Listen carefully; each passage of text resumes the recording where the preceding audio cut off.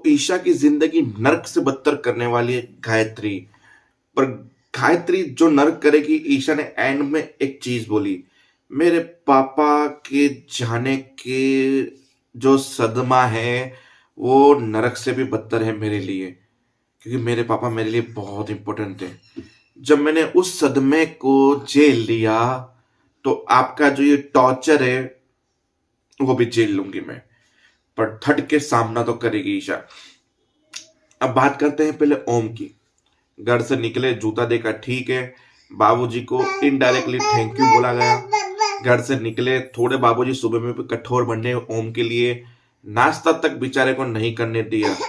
ओम पहुंचा इंटरव्यू देने, इंटरव्यू भी उसी जगह पे दिया जो न्यू एंट्री लड़की थी।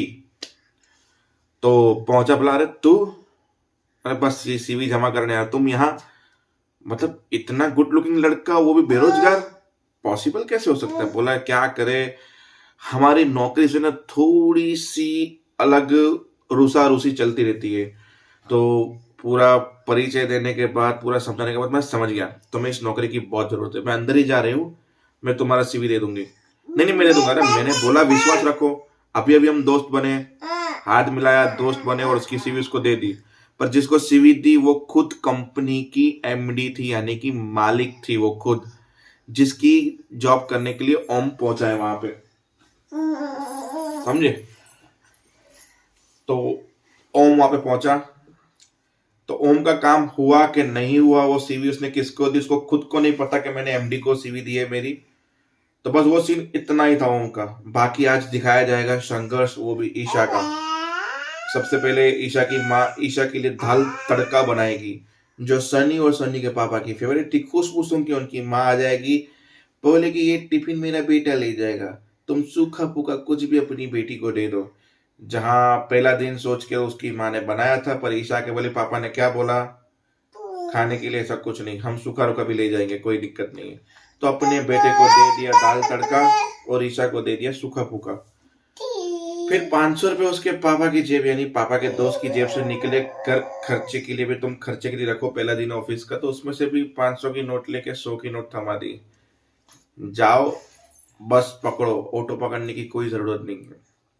वहां पैसों में कटौती, पहुंचते के साथ प्राइवेट गाड़ी के भाड़ा ज्यादा था कि पूरा दिन का खर्चा नहीं निकल सकता।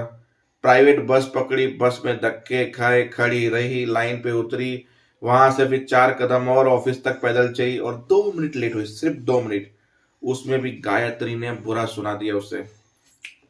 5 मिनट में स्टाफ के साथ रेडी, 5 मिनट में स्टाफ के साथ रेडी, उसमें भी ईशा ने अपना चैलेंज पूरा किया। तो गायत्री को और बुरा लगा कि लेवल कहाँ है, नाम कहाँ है, क्योंकि यूनिफॉर्म तो तुम्हें तब मिलेगी जब तुम नाम कमाओगी, और यूनिफॉर्म के लिए नाम कमाना पड़ता है।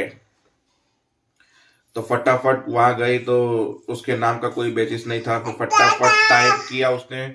टाइप करने के बाद कटिंग की, कटिंग करने के बाद लेवल पे लगाया, लेवल लगाने के बाद पहुंची वहां पे। फिर बोले कि तुम 3 मिनट में मेरी ऑफिस में आओ। ऑफिस में आके एक बुक दी, जाके जेरोक्स कराओ। जेरोक्स कराने गई, जेरोक्स की मशीन खराब, मशीन को फटाफट ईशा ने खुद ठीक किया। फिर जेरोक्स करवा के बोला तुम और 2 मिनट लेट। काम में मैं लापरवाही नहीं पसंद करती हूँ। 2 मिनट में एमडी के साथ मीटिंग है, जल्दी से फटाफट ऑफिस में पहुंचो और कॉफी लेकर पहुंचना। एक्सक्यूज मी मैम, कॉफी कम सुनाई दे रहा है तुम्हें?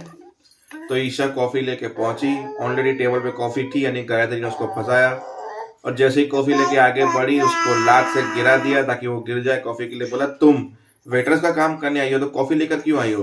बोला मैंने तो बोला था 2 मिनट में जल्दी आ जाना ताकि ये नोट्स कर सके, सीख सके कुछ, पर आजकल के ट्रेनी आपको खुश करने के चक्कर में ये कॉफी वगैरह लेकर आ रहे हैं, वेटर्स के काम कर रहे हैं।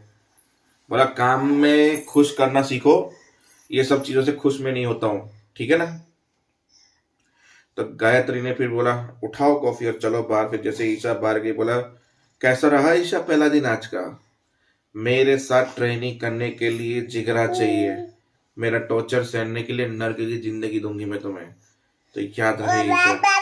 फिर ईशा का वो डायलॉग, जब पापा का गम सहन कर लिया तो आपका नर्क तो कुछ नहीं है मेरे सामने।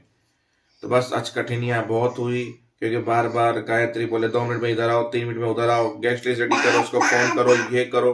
बार बार ईशा जाए उसे वापस बोला जाए, मतलब ईशा को आज इतना थका दिया कि ईशा को अपनी नानी याद आ गई आज पहले दिन। तो देखती है कि ईशा कंट्रोल करके इस गायत्री बाजवा को कैसे कंट्रोल करेगी, और ओम का जादू उस ऑफिस में चलेगा या वहां पे भी गायत्री अपना हाथ मारेगी।